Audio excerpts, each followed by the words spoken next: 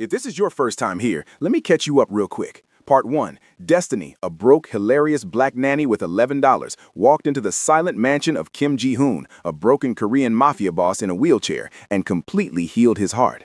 Part 2. The entire Brooks family invaded Korea. Uncle Ray brought a cooler of seasoning, Big Mama did her inspections, and Ji-hoon officially earned Daddy Brooks's blessing. Part 3. Destiny's best friend Keisha arrived with a fur coat and zero chill, bringing absolute chaos. But the ultimate shock? Ji-hoon fought his pain, got out of his wheelchair, walked to Destiny, and proposed. Y'all flooded the comments demanding the wedding. I heard you. Pack your bags and grab your church hats. The Korean delegation is heading to Mississippi. Get ready for culture clashes, petty neighbors, ruthless church aunties, and a best man who might finally leave Keisha speechless. Welcome to Part 4. Let's go. The Brooks family group chat had been quiet for exactly 6 days. That should have been the first warning sign. When 43 black people in one family group chat go silent for 6 days, someone is either dead or planning something catastrophic. It was 6:47 a.m. on a Tuesday when Mama Brooks broke the silence. Patricia Brooks. Destiny's getting married in Mississippi, at the church, reception at Big Mama's, 3 weeks. Everybody's coming, no excuses. She might as well have thrown a grenade into a fireworks factory. The chat exploded. Uncle Ray, I'm smoking the meat. Nobody else touch my smoker. I'm warning you now. Little Kevin, Uncle Ray, I was going to help you with... Uncle Ray, Kevin, you almost burned down my shed last summer trying to help. You're banned permanently. Little Kevin, the instructions were unclear. Uncle Ray, you put lighter fluid on charcoal that was already on fire. What part of that needed instructions? Cousin Monica, wait, who's she marrying? I thought she was still in Korea with that... Auntie Denise, the Korean man, Monica, keep up. He's rich, he flies private. Try to act like you've been somewhere when he arrives. Cousin Monica, I've been to Dallas. Auntie Denise, on a Greyhound, that doesn't count. Cousin Monica has left the chat. Mama Brooks, somebody add Monica back before I lose my mind. Cousin Monica has been added to the chat.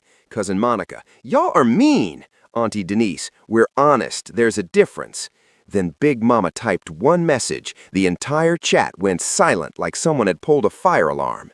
Big Mama Evelyn, reception is at my house, my yard, my kitchen. I don't want to hear nothing about potato salad. I don't want to hear nothing about who's sitting where. And if anybody brings store-bought rolls, you're leaving with them. Are we clear? 43 people typed yes ma'am in under 12 seconds. Even Uncle Ray, who feared nothing except the Lord and undercooked pork, responded immediately.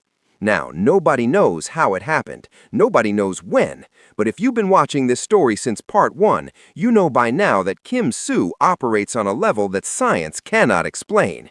This child once appeared in a room without making a single sound. She once negotiated bedtime like a corporate lawyer. She once added herself to a grown woman's phone plan without anyone noticing. So when her name popped up in the Brooks family group chat from 6,000 miles away, nobody should have been surprised. But they were.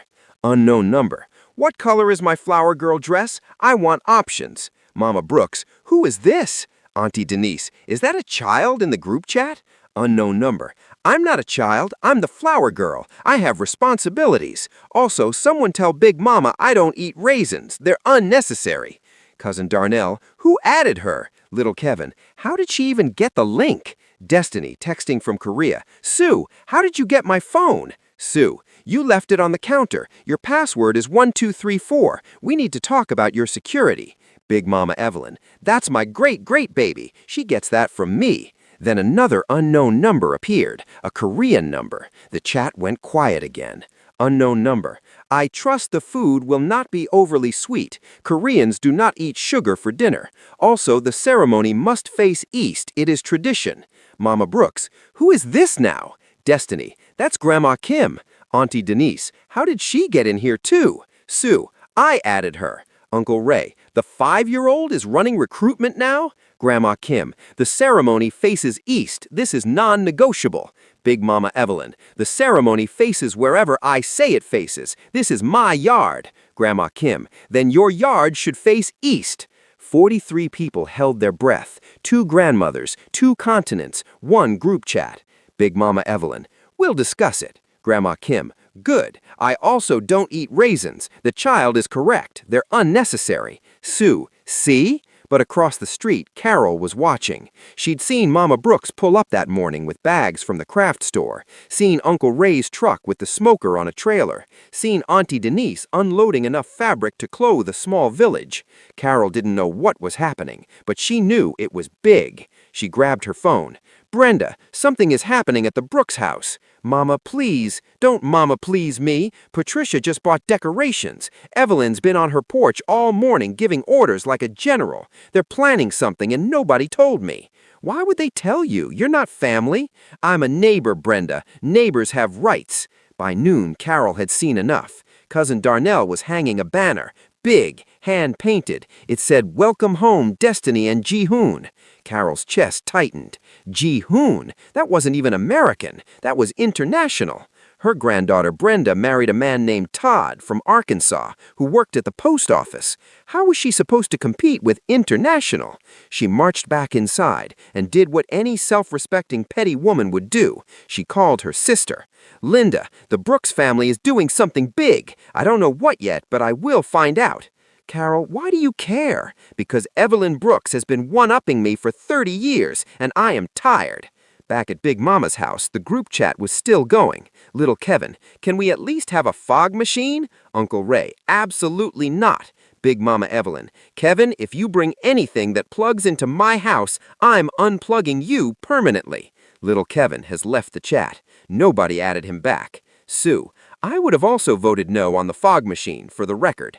Grandma Kim, "Fog is for mountains, not weddings. The child and I agree." Nobody even questioned how either of them were still in the chat. Carol Henderson had been a spy for exactly 4 hours when she decided subtlety was overrated. She needed information, and the only way to get information from Evelyn Brooks was to bring a bribe wrapped in fake hospitality. So she baked a pie, sweet potato, her grandmother's recipe. The crust was perfect, the filling was smooth. This pie could have ended wars. But Carol wasn't bringing peace, she was bringing investigation. At 4:47 p.m., she walked across the street holding that pie like it was a classified document. She knocked on Big Mama's door wearing her best concerned neighbor face. Big Mama opened the door, looked at Carol, looked at the pie, looked back at Carol like she was a Jehovah's Witness selling subscriptions to trouble. Carol, Evelyn, they stared at each other like two cowboys before a duel. "I heard there's something happening over here," Carol said sweetly. "Thought I'd bring a little something to show my support." Big Mama's eyebrow went up. Support for what exactly? Because the only people who know anything are family, and last I checked, you ain't family. Carol's smile tightened, but she held it. "I'm just being neighborly." Big Mama stepped aside, not because she wanted Carol in her house, but because refusing a pie was a sin, and Evelyn Brooks didn't sin in public. "Come in then, since you walked all the way across the street." Carol entered that house like a detective at a crime scene, eyes everywhere. She saw the flowers on the table, the fabric samples on the couch, the stack of wedding magazines Mama Brooks tried to hide under a church bulletin. Mama Brooks appeared from the kitchen. Her smile could have cut glass. "Carol, what a surprise." "Just being a good neighbor, Patricia." Carol set the pie on the table. "So I hear Destiny's coming home. Must be nice having her back from Korea." This was it, the trap. Mama Brooks knew it was a trap, but pride is undefeated. "Oh, she's coming home all right, with her fiancé. They're getting married." Carol's eye twitched so hard it looked like a pulse. "Married? How wonderful! And this Ji-hoon, what does he do?" Mama Brooks sat up straighter. "He runs multiple companies, Carol. International, very successful. Private jet. The man has businesses across 3 continents. Carol felt something inside her die. Her granddaughter's husband, Todd, worked at the post office. He had a GED and a Honda Civic with a check engine light that had been on since 2019. She smiled through the pain. "That's lovely. And where's the wedding?" "Right here, at the church. Reception at Mama's house." Carol looked around the living room, at the decorations that were half finished, at the chaos barely being controlled. Then she made the fatal mistake. She looked at the fabric samples and said, "This is nice, Evelyn. Very quaint, very simple. I'm sure it'll be lovely in a humble sort of way." The temperature in the room dropped 40 degrees. Auntie Denise stopped folding napkins. Uncle Ray stopped chewing his sandwich. Even the ceiling fan seemed to slow down. Big Mama set down her tea. The clink of the cup on the saucer sounded like a gavel. Carol, when your granddaughter got married, didn't you have the reception in the church basement? Carol's face went pale. With paper plates, Big Mama continued. I remember because I brought my own fork. The plastic ones you provided bent when I tried to cut the mac and cheese. Uncle Ray turned around so Carol couldn't see him, shaking with laughter. Auntie Denise had her hand over her mouth. Her shoulders were bouncing. Carol stood up, reached for her pie dish. Big Mama's hand landed on it first. You offered it. I accepted. That's how hospitality works, Carol. Thought you knew that. Carol walked out of that house with nothing. No pie, no dignity, no soul. But she wasn't defeated. She marched home, slammed her door, and called her sister Linda. I'm throwing a party. Same weekend. Bigger, better. The whole neighborhood is coming. Carol, you don't even know when the wedding is. I'll find out, and when I do, Evelyn Brooks will regret the day she kept my pie. Back at Big Mama's house, everyone finally exhaled. Mama Brooks whispered, You think she's serious? Big Mama cut herself a slice of Carol's pie. I'm counting on it. The Korean delegation had been in Mississippi for exactly 11 hours, and Grandma Kim had already committed 4 acts of domestic warfare. But we'll get to that. First, 6:15 a.m., a car door slammed so hard the birds left the neighborhood. Big Mama woke up, put on her robe, walked to the window. But before Keisha stepped out, the other door opened. Sue stepped out first, sunglasses, juice box, a tiny designer bag that cost more than Cousin Darnell's car. She surveyed Big Mama's yard like a health inspector who'd already found 3 violations. The glitter is a problem. Then Keisha emerged, fur coat, in July in Mississippi, where the air had a texture. 6 Louis Vuitton suitcases behind her, lined up, color-coordinated, each one with a luggage tag, because Keisha didn't lose things. Things lost themselves trying to keep up with her. Destiny stared from the porch. When did you two become a unit? Keisha rested her hand on Sue's shoulder. She's my associate. We bonded on the flight. Sue nodded. Auntie Keisha let me pick the snacks and the movie. We're in a legally binding partnership now. Big Mama sighed from the window. Lord, I asked for strength, not more characters. Keisha walked straight to the backyard, saw the decorations, and her spirit left her body. Who did this? Cousin Darnell stepped forward, chest out, expecting a standing ovation.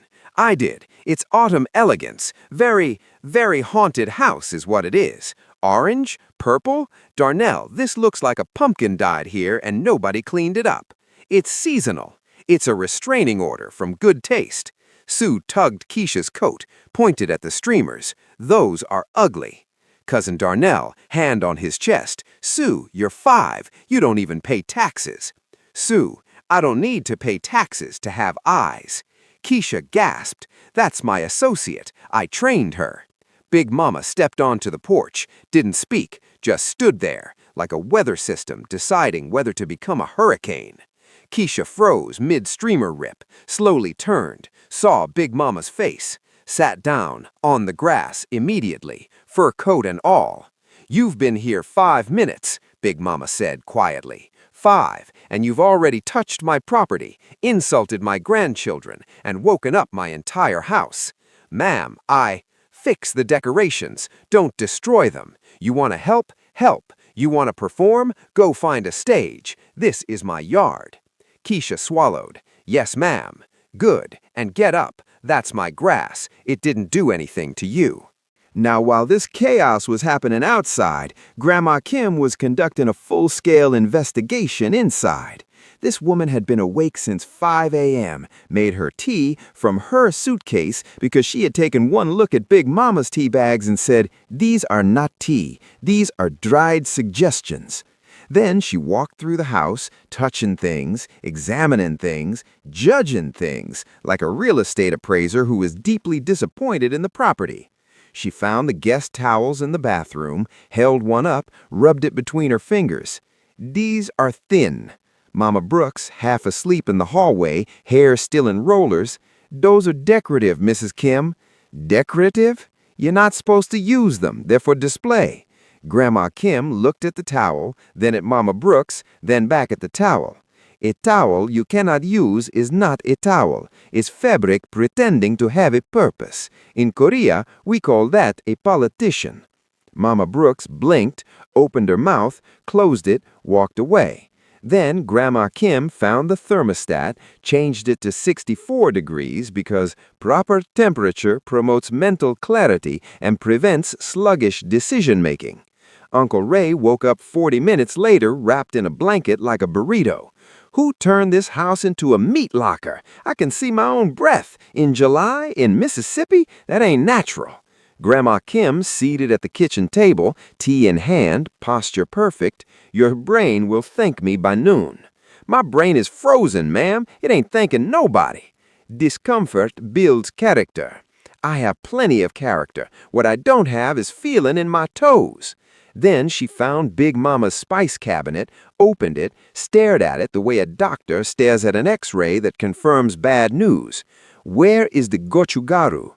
Big Mama materialized behind her. This woman could teleport when someone touched her kitchen. The what? Korean red pepper flakes, essential for digestion, longevity, mental sharpness. This is a Mississippi kitchen, Mrs. Kim. We use cayenne. A cayenne is a hammer. Gochugaru is a scalpel. One destroys, the other elevates. Big Mama stepped closer. My grandmother ate cayenne every day of her life and lived to 97. Imagine if she'd had gochugaru. She might have made it to 100. The silence in that kitchen could have crushed diamonds. Uncle Ray, still in his blanket, whispered to Daddy Brooks, "They're gonna fight over pepper." Daddy Brooks whispered back, "My money's on Big Mama." Uncle Ray, "Mine too, but I ain't saying that out loud." Then, Grandma Kim spotted the cornbread on the counter. She picked up a piece, turned it over, examined it like a jeweler inspecting a stone of questionable origin.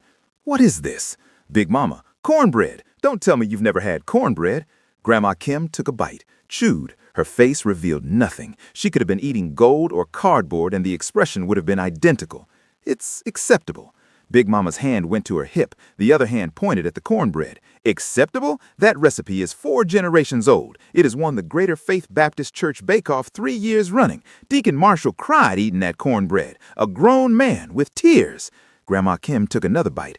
"Deacon Marshall sounds emotional. He was moved. He should have been moved towards sesame oil. This would benefit from a drizzle." Big Mama's left eye twitched. "Mrs. Kim, if you put sesame oil on my cornbread, I will put you on a plane, and I will not feel bad about it." Grandma Kim finished the piece, set the napkin down, folded it precisely. "It's still acceptable." Meanwhile, Mr. Park had stumbled into this kitchen battlefield looking for coffee and found himself trapped between 2 women who could end civilizations. He tried to back out slowly. Auntie Denise appeared, blocking the exit like she'd been waiting. "Well, well, well, Mr. Park, you thought you could sneak past me?" Mr. Park, exhausted, hair displaced by exactly 1 inch, which for him was a 5-alarm emergency. "Good morning, Miss Denise. I was just looking for—" "You're looking rough is what you're looking. Still in that suit? Baby, even the suit is tired. Look at it. It's begging for retirement." She handed him a glass. "Drink this. Sweet tea. Homemade." Mr. Park took a sip. His face went through confusion, acceptance, and then something that looked like his soul leaving his body and coming back relaxed. "This is very strong tea." "Mm-hmm." Auntie Denise smiled the way a fox smiles at a chicken who just walked into the wrong yard. It was not just sweet tea. 2 shots of moonshine. Happy juice, recipe handed down from Auntie Denise's cousin who made it in a shed behind a church, which felt both illegal and deeply spiritual at the same time.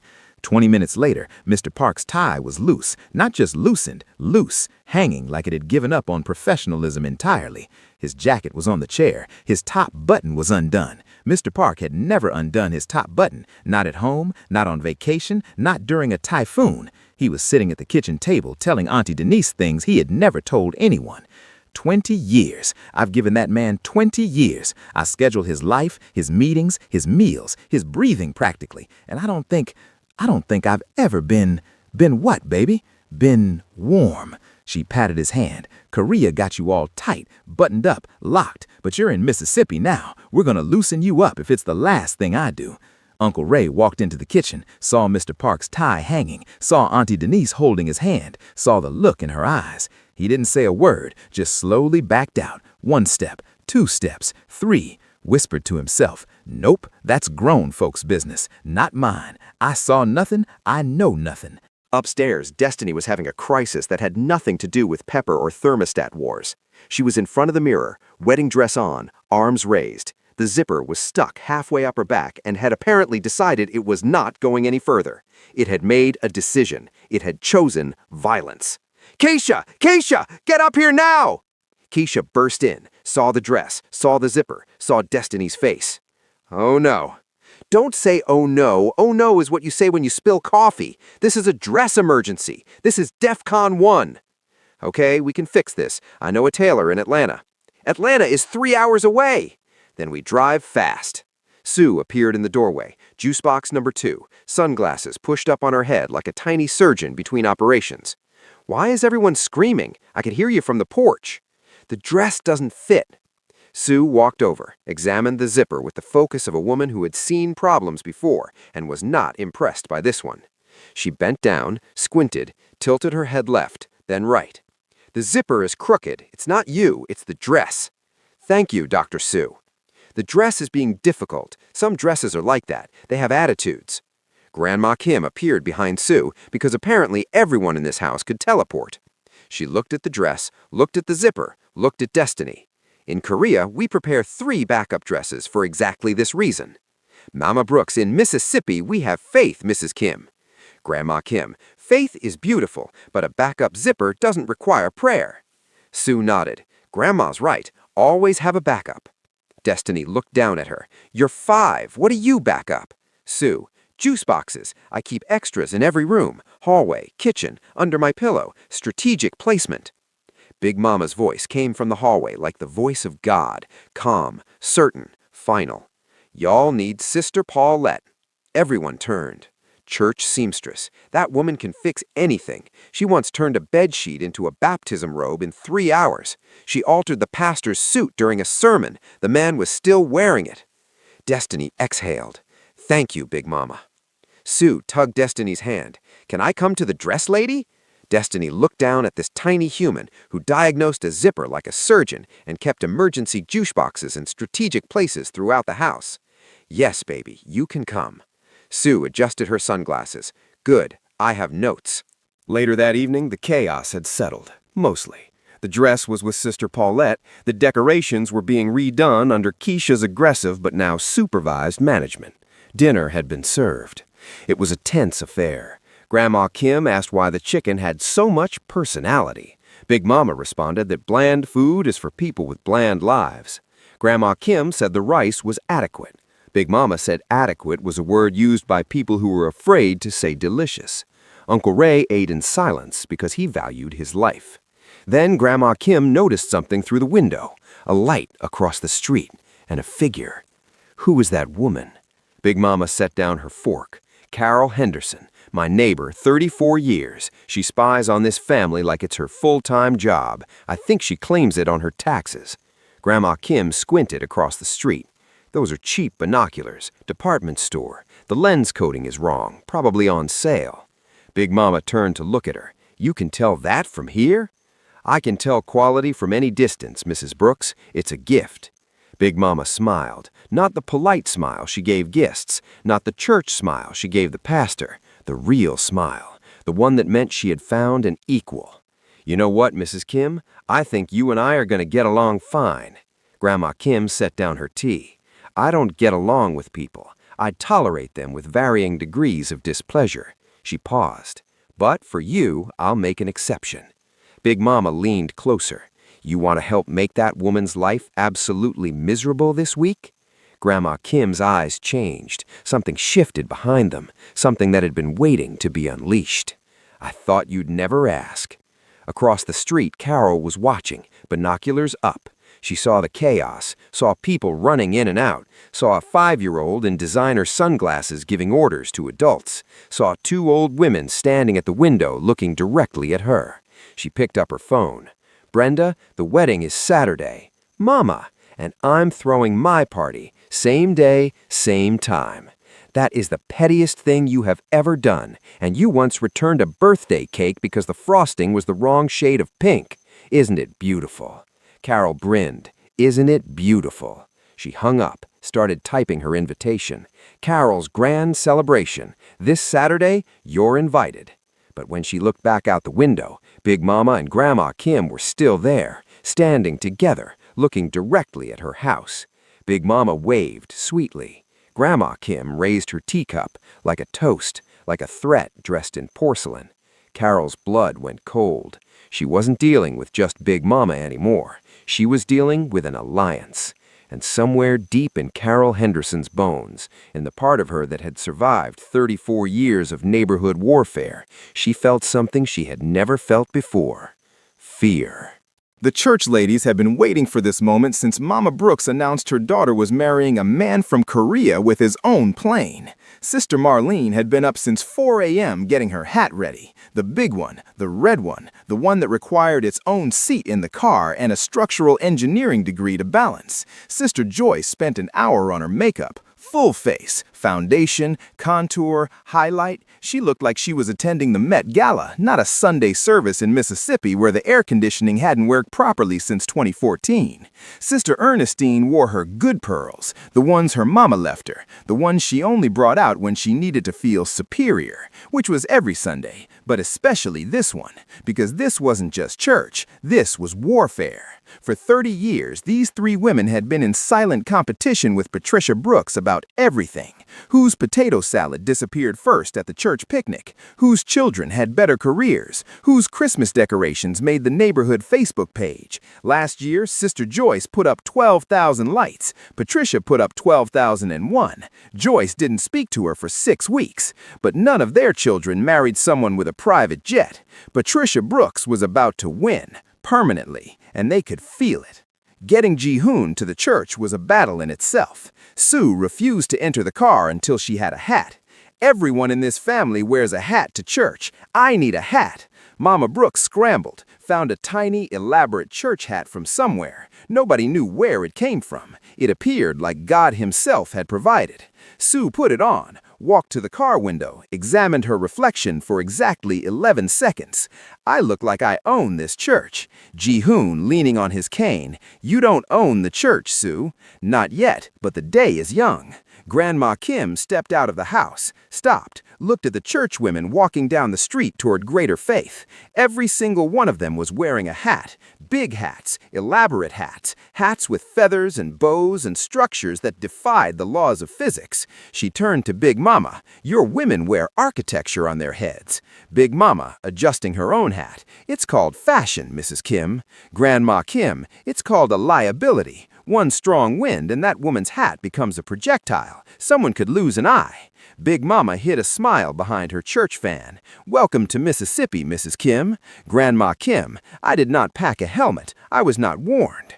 Carol Henderson was also at the church. She didn't attend Greater Faith. She went to Mount Zion Baptist across town, but she had driven here, on purpose, to sit 3 rows from the back and spy on the Brooks family's big moment. She was wearing her biggest hat, the white one, the one she saved for competitions. She thought she was being subtle. She was not being subtle. Grandma Kim spotted her immediately, leaned to Big Mama. Is that the discount binoculars woman from across the street? Big Mama, that's her. She doesn't even go to this church. Grandma Kim, she drove to a church she doesn't attend to spy on other people's blessings. Big Mama, she's been doing this for 34 years. Grandma Kim considered this. That's not a hobby. That's a mental health concern. Sue, sitting between them, leaned forward and looked at Carol. Are we being mean to that lady? Big Mama, no, baby, we're being educational. Sue nodded. I like education. Grandma Kim, loud enough for Carol to hear. I must say, Mrs. Brooks, your church is lovely, very welcoming, unlike some people who attend churches they don't belong to just to observe other people's blessings. Carol's neck turned so fast she almost needed medical attention. Big Mama added, we're just glad everyone could make it, even the tourists. Carol gripped her purse so hard the leather made a noise. Then Ji-hoon walked in, Custom suit, cane with a silver handle, neck tattoo visible above his collar, 2 bodyguards 3 steps behind him like he was entering a United Nations summit, not a Baptist church that smelled like peppermint and old hymnals. The congregation went silent. Not polite pause silent, mute button silent, like someone had unplugged the entire building. Then the whispers, "Is that him? He's got a tattoo on his neck. Lord have mercy. He's fine, though. Sister Martha, we are in the house of the Lord." The Lord has eyes too, Joyce. I'm just making an observation. Mama Brooks was standing near the front pew, radiating. Hair done, nails done, dress pressed so sharp it could cut glass. She looked like a woman who had been waiting 30 years for this exact moment and was going to squeeze every drop of satisfaction out of it. Then Sister Marlene, Sister Joyce, and Sister Ernestine walked up. Slowly, deliberately, like 3 prosecutors approaching a witness. Sister Marlene spoke first. Her hat was so big it cast a shadow over Ji-hoon's entire face. "So this is the young man." Ji-hoon extended his hand politely. "Yes, ma'am. It's an honor to—" "Where's he from, Patricia?" Mama Brooks stood so tall her posture gained 2 inches. "Korea, Sister Marlene. South Korea. He runs multiple international businesses." Sister Joyce squinted at his neck like she was trying to read fine print. "Is that a tattoo?" Mama Brooks didn't even blink. "It's cultural, Joyce. Very meaningful. It's a tiger. Represents strength and leadership." Sister Ernestine, still searching for a flaw like her life depended on it. "Looks like it hurt." Ji-hoon, keeping his face straight. "It did, ma'am." Sister Marlene started circling Ji-hoon, actually walking a full rotation around this man like she was appraising real estate. She touched his suit sleeve, rubbed the fabric between her fingers like she was at Bergdorf's. "This is nice. What is this, cashmere?" "Italian wool, ma'am." Sister Joyce absolutely not giving up. "And you walk with a cane. That's permanent?" Mama Brooks jumped in like a defense attorney who had been waiting for this cross-examination.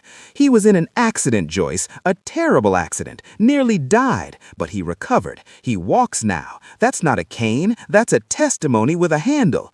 Sister Ernestine whispered to Sister Joyce, "She's really selling this." Sister Joyce whispered back, "Because she's winning and she knows it."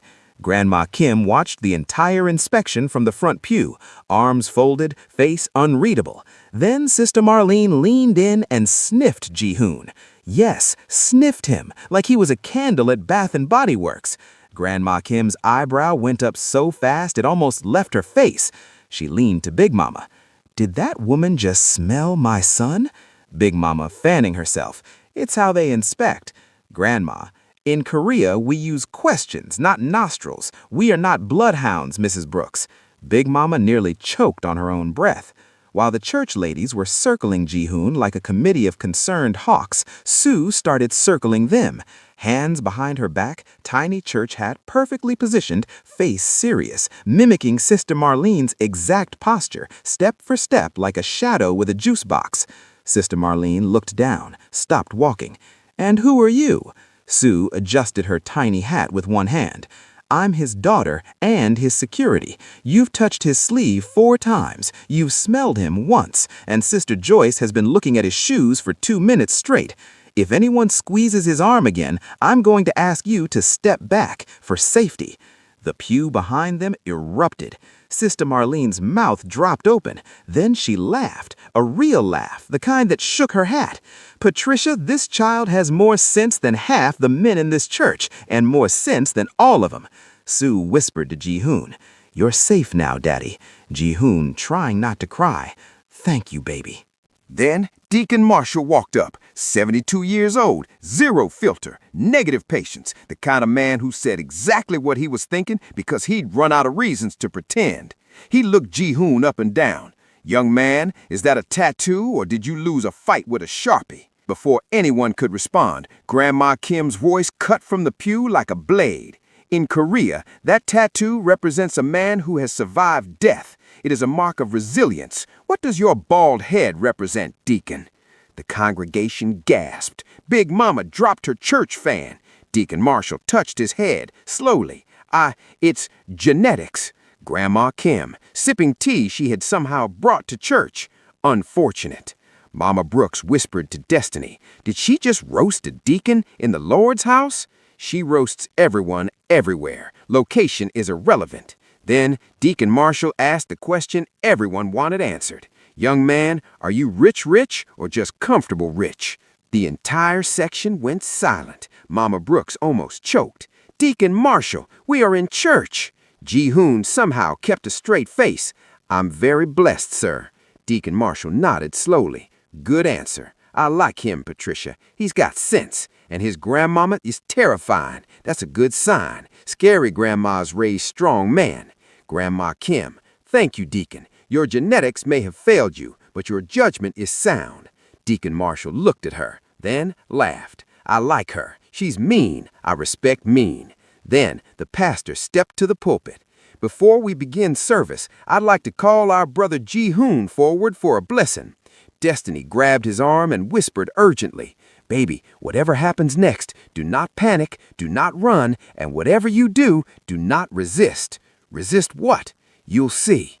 Ji-hoon had survived corporate hostile takeovers, business enemies, physical therapy at 1 a.m. when his body refused to cooperate.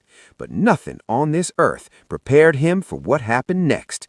The congregation surrounded him, 30 people, hands on his shoulders, his back, his arms, his head. Someone was touching his knee, and they prayed loudly. One woman started crying, full tears, snot, the works. "Lord, bless this union. Cover them in your glory." Another woman spoke in tongues, full sentences, in a language that had never been documented by any university on earth. She was confident. She was committed. She sounded like she was placing a very aggressive order at a restaurant only God could see. Deacon Marshall shouted from 3 rows back, "Protect this marriage, Lord, from the enemy, from temptation, and from student loans." The organist started playing, big dramatic gospel chords like this was the soundtrack to a biblical motion picture.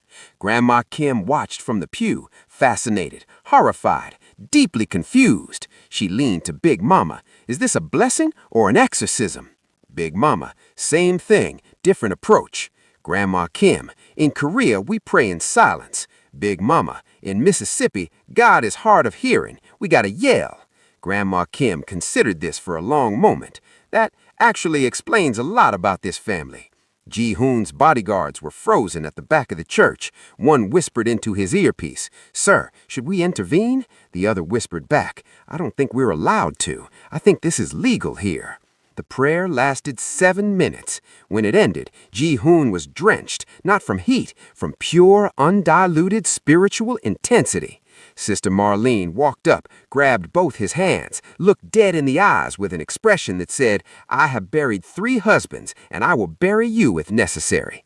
You better treat that girl right, because we are watching, and baby, we've got long memories and short patience." Ji-hoon, genuinely moved. "Yes, ma'am, I promise." She patted his cheek like he was her nephew. "Good. Now let's see if you can dance at the reception, because if you can't, we're going to have a problem." After the service ended, Mama Brooks was on cloud 9, floating, ascending. Sister Joyce walked up, forced a smile so tight her face was in pain. "Patricia, he seems nice." Mama Brooks was trying not to gloat. She was failing spectacularly, but she was trying. "Oh, he's wonderful, Joyce, and Destiny is just so happy." Sister Ernestine, still digging. "And he's wealthy?" Mama Brooks took a sip of her water like it was Dom Perignon. "Very, but that's not what matters, Ernestine. What matters is he loves her." Sister Marlene, the most competitive of the 3, could not help herself. "Well, my son just got promoted, manager at the bank." Mama Brooks, calm as a lake on a windless day. "That's wonderful, Marlene. Ji-hoon owns 3 banks, Seoul, Tokyo, and Singapore." Sister Marlene's smile cracked like ice in July. Then Grandma Kim appeared beside Mama Brooks, like she had been summoned by the scent of competition. 4 banks. Everyone turned. Mama Brooks, "Excuse me?" Grandma Kim, adjusting her sleeve. "He owns 4 banks. You forgot the one in Hong Kong. It opened last quarter." Mama Brooks's eyes went wide. Then she turned back to Sister Marlene with the face of a woman who had just been handed additional ammunition. 4 banks. I apologize. I was being modest." Grandma Kim, "I didn't raise him to be modest. I raised him to be accurate." Sister Marlene's church hat tilted, like even the hat couldn't handle it anymore. Sister Joyce tried one more time, desperate. Well, my daughter just bought a house. Mama Brooks, how lovely, Joyce. Ji-hoon bought Destiny a mansion with a fountain and staff. Grandma Kim, and a chef, don't forget the chef. He's Michelin rated, though his souffle collapsed in Mississippi humidity, so perhaps rated is generous. Sister Ernestine, absolutely destroyed. We'll see you at the wedding tomorrow. They walked away, defeated, shoulders lower than they arrived. Big Mama walked up and whispered, "You're evil." Mama Brooks grinned. "I've been waiting 30 years for this moment, Mama." Grandma Kim, "In Korea, we call this victory tea. We drink it when our enemies have nothing left to say." She paused. "I don't have tea right now, but the sentiment stands." Outside, Uncle Ray was leaning against his truck, watching Mr. Park try to recover from the prayer circle. Mr. Park was sweating. His tie was loose. His hair had moved 1 inch out of place. For Mr. Park, this was a 5-alarm emergency. Uncle Ray handed him a bottle of water. "You good, man?" Mr. Park took it with shaking hands. "I've never experienced anything like that. I thought they were going to absorb me." Uncle Ray laughed. "That's black church, brother. We don't whisper to God. We yell. He's God. He can take it." Mr. Park actually laughed, a real laugh from his chest, the kind of laugh he didn't know his body could produce. Auntie Denise appeared like she had teleported from another dimension. "Look at you, laughing, breathing, tie loose. I'm so proud of your progress." Mr. Park's face turned red. "Miss Denise, I was just—" She grabbed his arm. "Tomorrow we're getting you out of that suit. You need linen, something that breathes, something with color, maybe a nice coral." "I don't think I own anything coral." "You will by tomorrow. I've already made calls." Uncle Ray watched them walk toward her car. He shook his head, nudged Daddy Brooks. "Is she adopting him?" Daddy Brooks, "I think she's reprogramming him, like a phone that's been factory reset." As the crowd was leaving, the pastor stood on the church steps and made an announcement. "Tomorrow, we will all gather here for the wedding of Miss Destiny Brooks and Mr. Kim Ji-hoon. The church holds 300 people. We are sold out. If you don't have a seat, you stand." Ji-hoon turned to Destiny, face pale. 300? You said 50 people." Destiny sighed. "Baby, this is Mississippi. When a Brooks gets married, it's not a wedding, it's an event. Half these people weren't even invited. They just know." Sue tugged Ji-hoon's sleeve. "Daddy, is Auntie Denise going to make Mr. Park wear coral?" Ji-hoon, "I think so." Sue, "He's going to look like a flamingo." Ji-hoon tried not to laugh, failed. Mr. Park, overhearing this from across the parking lot, pulled out his tablet. "Sir, I'll need to coordinate additional security, parking, crowd control." Auntie Denise reached over and closed the tablet with one finger. "Baby, put that away. You're at church. The Lord don't need your logistics." Mr. Park blinked. "I don't think the Lord—" "Put it away." He put it away, immediately, without question, like a man whose spirit had already been claimed. Across the parking lot, Carol Henderson sat in her car, engine running, watching, seething. She had driven from Mount Zion Baptist across town just to spy, and what she had seen had made her situation worse. The Korean mother-in-law had called her a tourist. Big Mama had waved at her like she was a child. A 5-year-old had better security protocols than she did. She picked up her phone and called Brenda. "The wedding's tomorrow. My party's tomorrow. Make the calls. Everyone needs to know they have options." Brenda, exhausted. "Mama, nobody is choosing your party over a wedding." Carol, "We'll see about that." She hung up and glared at the church steps. Big Mama was standing there, arms crossed, Grandma Kim beside her, tea in hand. Sue was between them, juice box raised. 3 generations, 2 cultures, 1 unified front. All 3 of them looking directly at Carol's car. Big Mama waved. Grandma Kim raised her teacup. Sue raised her juice box. Carol peeled out of that parking lot so fast her tires left marks on the asphalt. Tomorrow was the wedding, and Carol Henderson was running out of time, out of ideas, and out of people who were willing to attend her sad little counterparty across the street. But she wasn't done yet. At least, that's what she kept telling herself. Keisha Monique Williams announced the bachelorette party like she was launching a military operation. Every bride deserves one last night of freedom. Get in the car. Destiny didn't even get to argue. She was pushed into the back seat between Mama Brooks and Auntie Denise while Big Mama rode shotgun like she was commanding a tank. Keisha pulled up to a building and parked. Destiny looked out the window. A nail salon in a strip mall between a Dollar Tree and a place called Wing King that had a C health rating displayed proudly in the window like it was an award? Keisha, you said luxury spa. This is luxury. They have massage chairs, they play music. Miss Wanda has been doing nails before you were born. Show some respect. Miss Wanda was 67 years old, built like a woman who had survived everything and was tired of all of it. She wore reading glasses on a chain and had the bedside manner of a drill sergeant. She took one look at Keisha's nails and winced.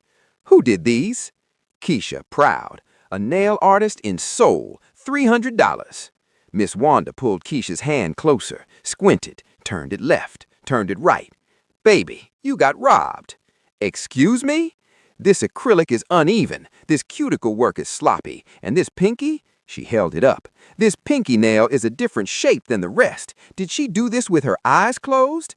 Keisha snatched her hand back. I am not being disrespected by a woman in a strip mall.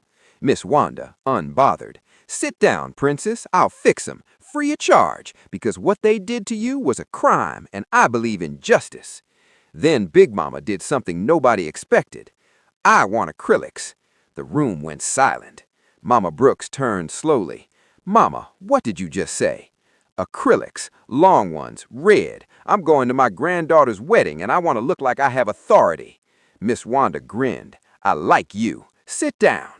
30 minutes later, Big Mama had 2-inch red stiletto nails and absolutely no idea how to function as a human being.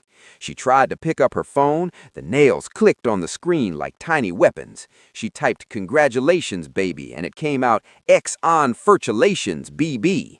She tried to open her purse, couldn't grip the zipper, tried 3 times. The purse won every round. She tried to drink water. The nail went through the straw, punctured it. Water dribbled down her chin. Auntie Denise was on the floor. Mama, you look like you about to scratch somebody's eyes out at the altar. Big Mama held up her hands, inspected them, nodded once. These are impractical, inconvenient, absolutely ridiculous. She paused. I love 'em. Then Miss Wanda turned to Destiny, started doing her wedding nails, soft, elegant, French tips. So, you nervous for tomorrow? Destiny went quiet. A little. Why? He good to you? He's perfect. That's what scares me. I gave up everything to be with him. My scholarship, my plan, my whole life was supposed to go one direction, and I just turned. The salon went still. Big Mama pointed a nail at Destiny, carefully, because those claws were dangerous.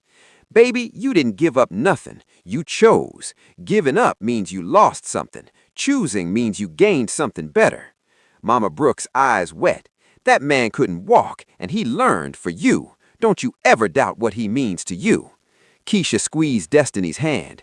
Girl, you traded a scholarship for a family, a real one. That's not a loss, that's a come up. Destiny laughed through tears. I love y'all so much. Miss Wanda wiping her own eyes with her wrist. All right, y'all need to stop before I mess up these nails and start charging for emotional labor. Meanwhile, at Big Joe's bar, Jihoon's bachelor party lasted exactly 45 minutes. Uncle Ray put on country music, tried to teach a line dance. Mr. Park couldn't find his rhythm. Jihoon couldn't find a beat, and Kang Dae did it perfectly. Oh, wait, I forgot to tell y'all who Kang Dae is. Kang Dae is Jihoon's best man. Tall, jaw like it was carved by an artist who was angry at beauty for not being enough.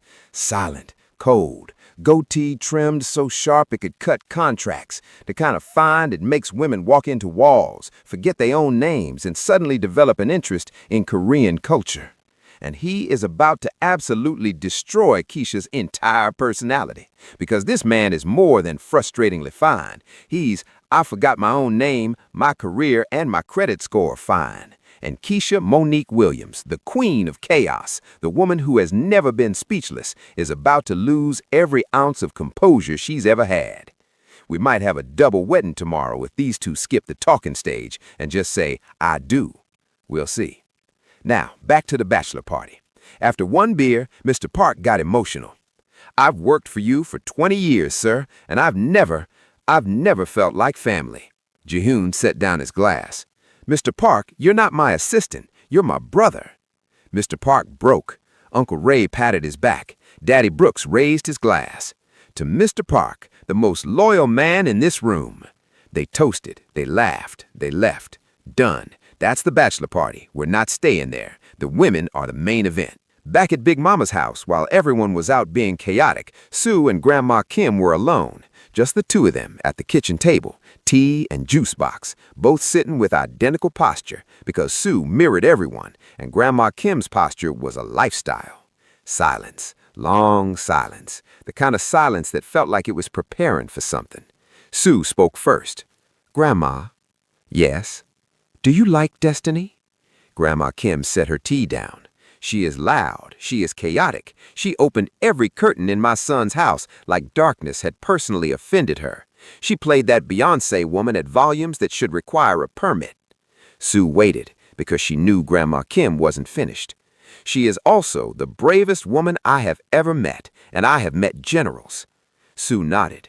She's like sunshine, but the aggressive kind, the kind that finds you even when you close the blinds. Grandma Kim actually smiled. That is disturbingly accurate. More silence. Sue sipped her juice box, set it down with the same precision Grandma Kim set down her tea. Then she said the thing that would break everything. Grandma, is it okay if I call her Mom? Grandma Kim went still. Her hand froze on her teacup. Your mother, she started, then stopped. Her voice was careful, like she was handling something that could shatter. Your mother loved you very much, Sue. I know, but she's gone, and Destiny is here. Sue's voice was small but certain. Can I have two moms, one in heaven and one who steals Big Mama's biscuits when nobody's looking? Grandma Kim's eyes got wet. This woman who had never cried in front of another human being, who had survived wars and heartbreak and burying a daughter-in-law she loved like her own child. She reached across the table, took Sue's tiny hand. You can have as many mothers as your heart can hold, baby. Sue smiled, the real smile, the one that came out maybe 3 times a year. Grandma?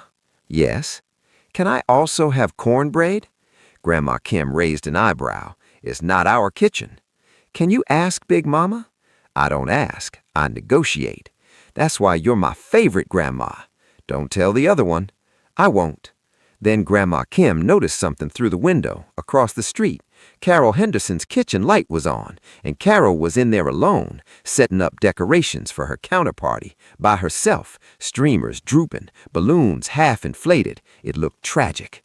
Grandma Kim, Sue, do you see that woman across the street? The binoculars lady?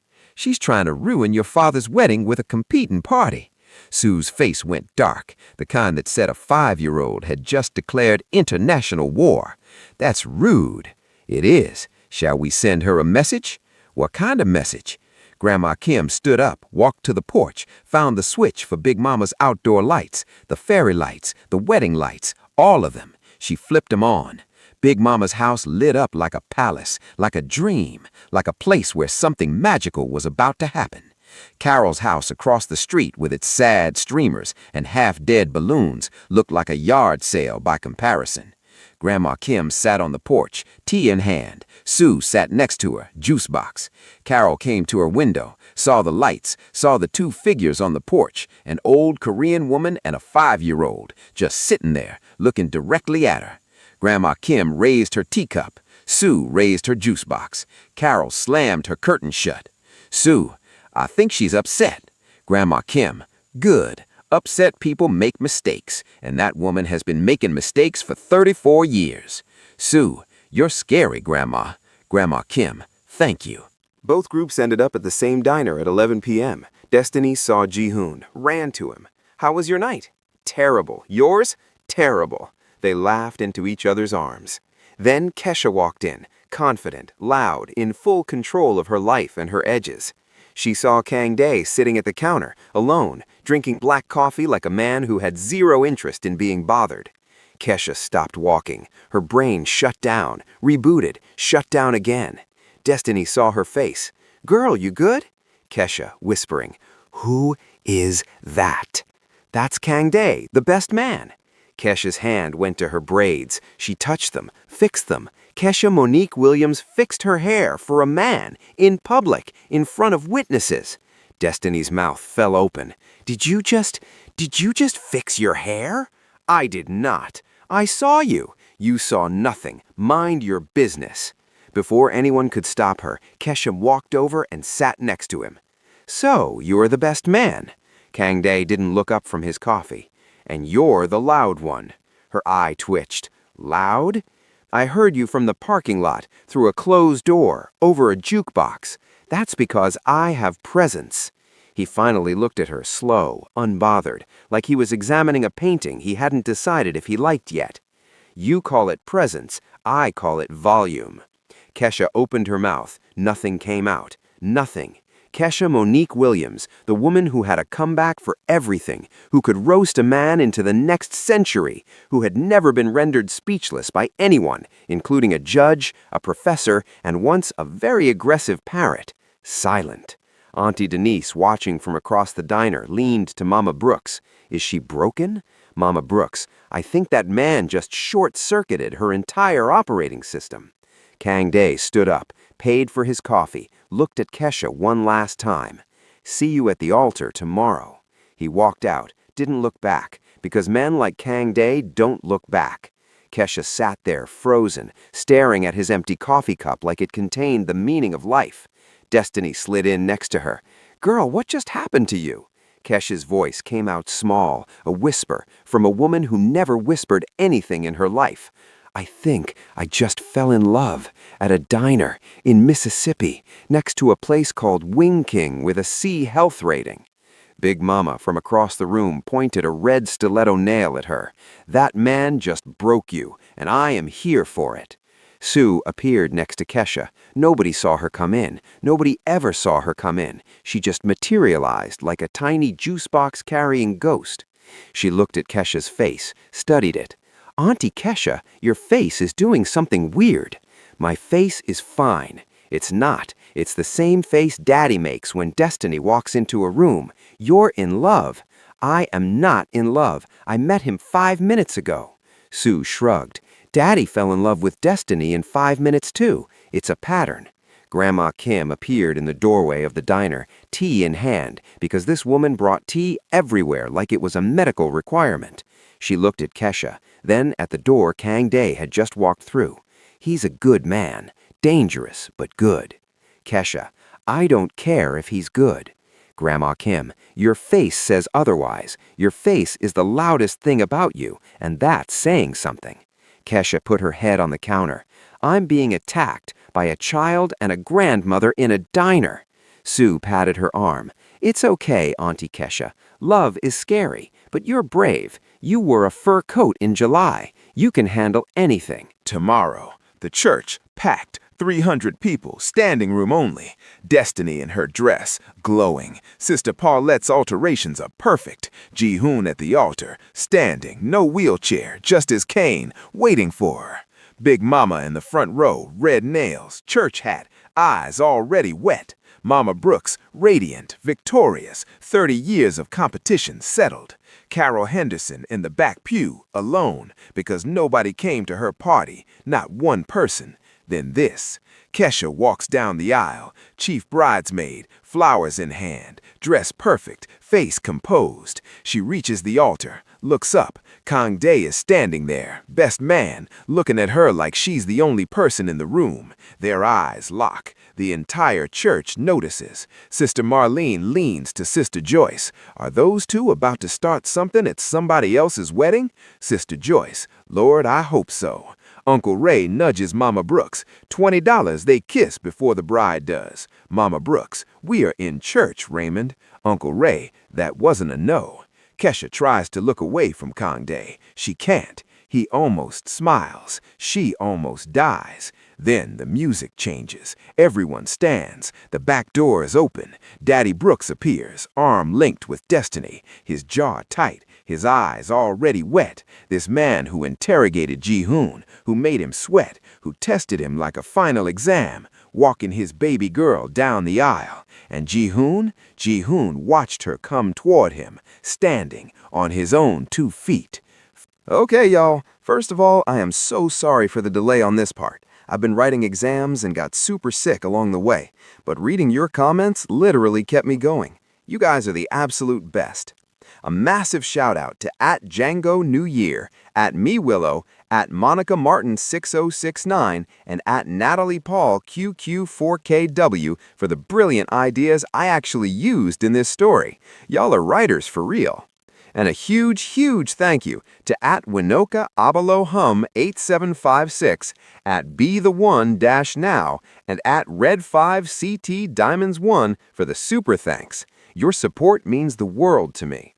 Now, @Natasha Carey-QMON mentioned not liking the Wheelchair Man nickname, even though another viewer who uses a wheelchair commented that they weren't offended and loved the story. Our boy is walking now, so he needs a new name for his Silver Cane era.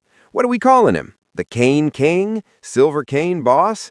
Drop your best ideas below. Also, @GreerNancy, I see you. If y'all keep the pressure up in the comments like you did for the last 3 parts, we absolutely will be seeing Darius make a fool of himself in Part 5. So, do y'all want the wedding in Part 5? Let me know in the comments. Bye.